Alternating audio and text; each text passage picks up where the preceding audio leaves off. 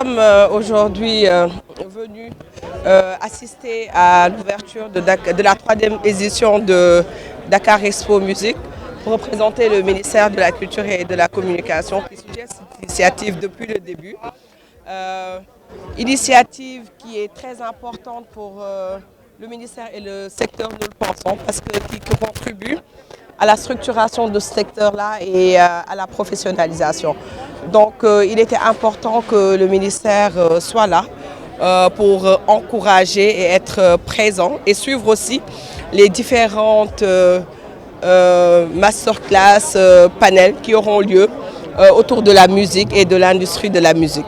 Nous parlions tout à l'heure de renforcement, justement cette édition de DMX et l'édition dernière aussi ne concernait pas uniquement des concerts et des spectacles, ça concernait des masterclass, des formations autour de métiers qui aujourd'hui contribuent à l'industrialisation de la culture.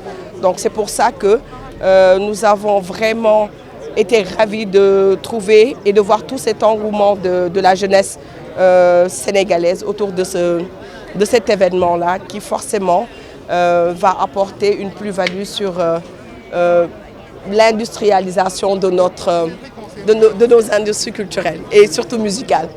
Alors, le thème de cette année, c'est l'Afrique s'ouvre au monde entier. Là, on est en pause, donc vous venez de suivre l'intervention du vice-président de la société qui s'appelle The Orchard. C'est la plus grande plateforme de distribution au monde, qui est mon invité spécial de cette année, qui est anglais, basé à Paris, donc internationalisation.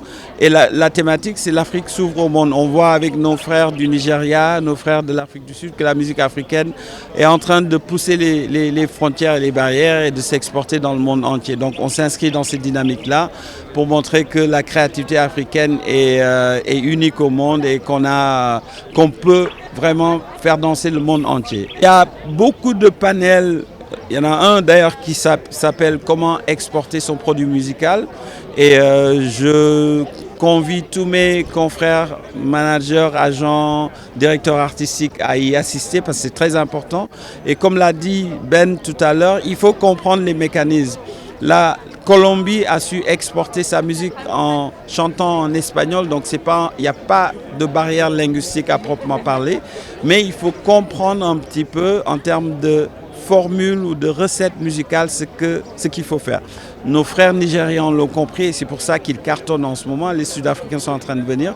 Pour le cas du Sénégal ou d'autres pays d'Afrique francophone, je pense que la clé de la réussite est dans la structuration et les recettes musicales à utiliser pour exporter. Mais franchement, la créativité abonde et ce n'est qu'une question de temps pour que cette vague déferle un peu plus loin encore de nos frontières.